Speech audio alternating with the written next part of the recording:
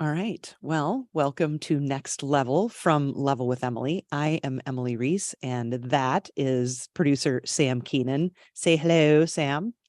Hello, Sam. Yeah.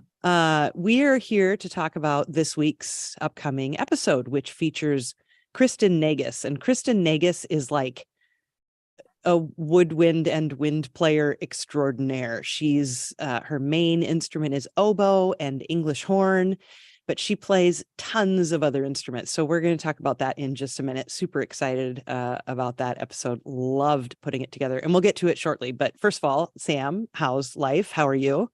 Doing all right. Yeah. Yeah, life's pretty good. I wish I was a champion oboe player, though. Don't we all?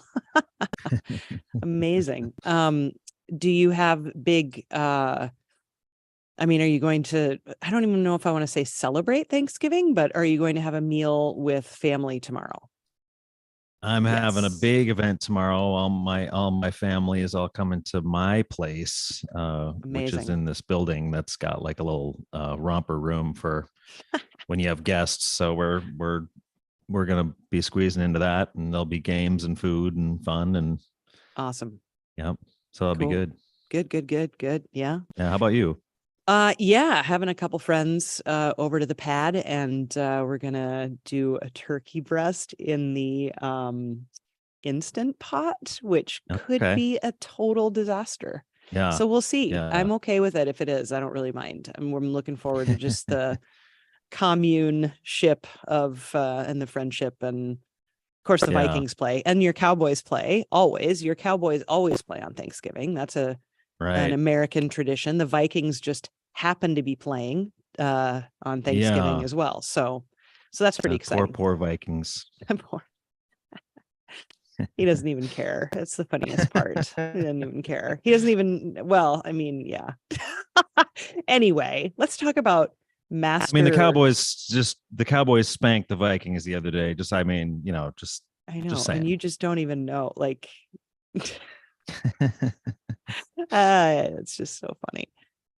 So Kristin Naigus is, as we have said, an amazing instrumentalist, and she has appeared and performed on dozens and dozens and dozens of soundtracks. So I finally interviewed her. It'd been years that I'd wanted to. I have no idea why I didn't, but whatever, I didn't. And now I did. And she's on the show, and I'm really happy about it. So got to talk to her about working with people like Austin Wintory and Gareth Coker and Jason Graves and all kinds of people, Wilbert Roger III, and just all kinds of really fantastic projects she's been on. She is on the newest God of War, which just came out. Ragnarok just came out last week. So she's doing it. But what did you think of the chat with Kristin and the music and stuff? It was super fun. It was really fun. Yeah, it was cool to, just get to hear her talk about her kind of journey into the business and all that sort of stuff. And she's been on so many things that we've heard, and she plays cool instruments, and she does it with class and style, and it was just fun. It's a long episode, and it didn't feel long. It was a nice flow, good conversation. And I also liked because I've recently, in some of the other stuff I do, been talking with a lot of young instrumentalists and musicians, and kind of encouraging them to think about getting themselves set up with a situation in their home where they can record themselves and then get good enough where they can shop themselves out to composers and people who are making music where they don't want to use samples. Right. And that's exactly what she did. And I liked hearing her talk about that, and also talk about how she kind of started with that in mind, not really knowing that it was going to work. Got into the YouTube, playing stuff on YouTube and everything, and she was ahead of that curve. So that was kind of neat. I wondered what went through your mind when you heard her talk about how in those early days she was literally still using her laptop microphone to record her oboe. That was like No, that's super, super common and super annoying for audio engineers, but but I mean, it shows a bit of her skill too. But but you can really screw yourself by making that kind of a mistake, if she'd been like playing the instrument in like the wrong direction or something like that and getting a really bad something from that bad setup or whatever. But yep. And it just made me think she must, obviously she does have like just a really good ear to be able to assess that and, make herself sound good on her laptop microphone. That's incredible. Like, I don't know if that would be possible with a trumpet. I have no idea, but she pulled it off with all kinds of things. Yeah. I guess I'd have to stand in the next room maybe, but yeah. And also, I mean, she recorded her own voice very well, which, as you know, not naming any names, but not all composers are very good at that. It's a funny thing to ask them to suddenly think about the other side of it. I mean, I'm guilty of it every single time I'm asked to be on something. I'm like, oh wait, I probably should set up my studio for that, because the inclination is that I want to sit on my couch with my laptop, but it's like, no, wait, I actually have to like sound good for them too, so it's funny the times that we've had bad audio from folks. Yeah, it happens. It happens. It's not always their fault either, but it happens. Yeah. Oh, that's funny. But anyway, the other thing that she said that I just thought was really, it just like connected with me, was that she had figured out a way to do all these variety of things, because she plays all these different instruments and she's not stuck with one instrument, just doing one thing all the time. She's got like she's able to explore all these different instruments and then work on all these different projects instead of just getting kind of pulled into a boring routine as a player. And that's that's something to be jealous about. Yeah, I mean, the skill to be able to pick up all those instruments and sound so good on them is really remarkable. And I do admire her kind of hunger for more and more and more, and we know other people like that. Not the only for sure, but one of the first people who jumps to mind for me is Brian D'Oliveira, because he's like totally got a bajillion instruments. It's super common, I think, for composers to do that. For performers, I think it's much less common. And I think that's the other one.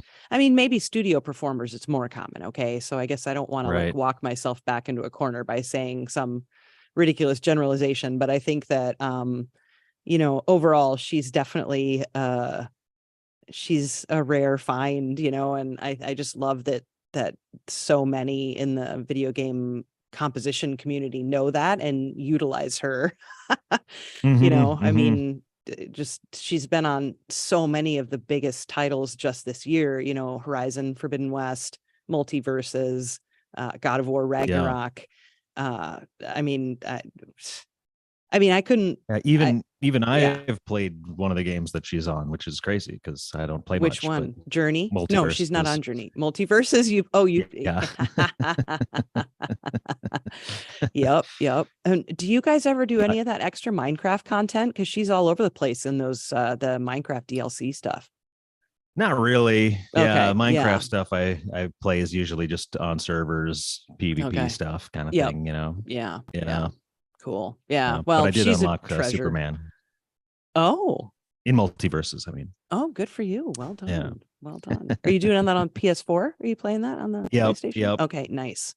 My neighbor just got a PS5. He was so excited. Like he must have heard me go downstairs to take out some trash or something, because he let the dog out like immediately, which usually, I think in an apartment building, you kind of try to avoid each other, even if you like each other, it's just, you kind of give each other space. So I was like, oh, interesting that he's coming down with her right now, and he's like, I just got a PS5 yesterday. And I'm like, oh shit, cool.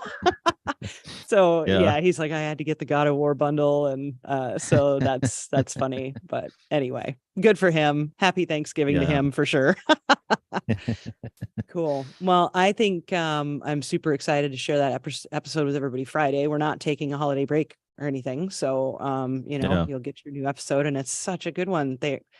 Obviously they all are, I think, but Kristin's just special. And I loved talking. The other thing I want to say is that even when I was editing, I found it hard to drop music in places because the conversation was so organic, because a lot of times I'm directing the conversation a little more.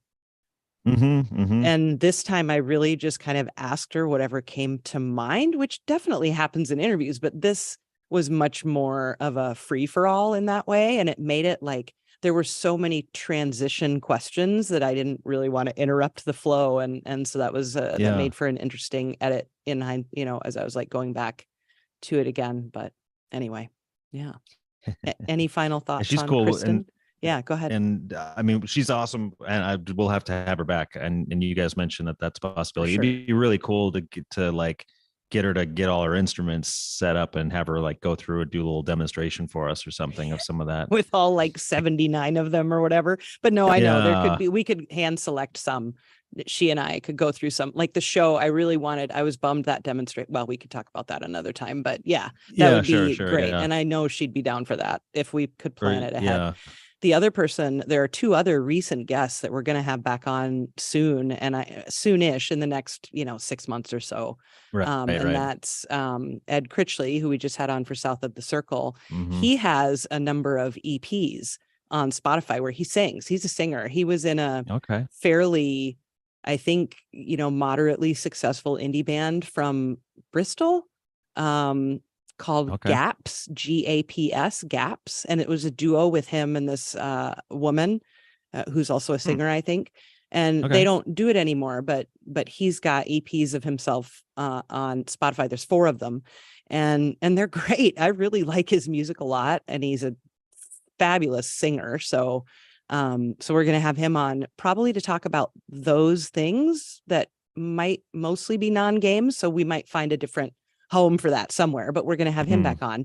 And then Scientific, Andy Rohrman, because he did Oxenfree, and then Oxenfree 2 is supposed to come out sometime next year. And so when that happens, we'll have him back on. So lots of repeat guests, and I think all worthy of having on again. I think they'll all be great, great conversations. So anyway, that's all I got. How about you? That's all I got. It's just another fun show. Tell your friends. Yeah. Check out click things, smash things. Podcast at patreon.com/level, and wherever you get your podcasts. Visit us at levelwithemily.com. We're helped by Adam Selvage on that website, which is fantastic. And obviously subscribe here to this YouTube. Join us on Discord. That link is in the show notes. I'm Emily, and that's Sam. Thanks. Bye. Wait, I have to stop though. Give me just a second. I almost hung up on you, Sam. This is how we're learning. All right.